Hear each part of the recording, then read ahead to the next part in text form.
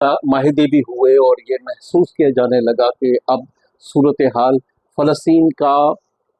Issue solve हुए बग़ैर या सॉल्व करके हम देखते हैं कि वहाँ पे इज़राइल ने अपने आप को मज़ीद फैलाना शुरू किया। Iran definitely मुतवातिर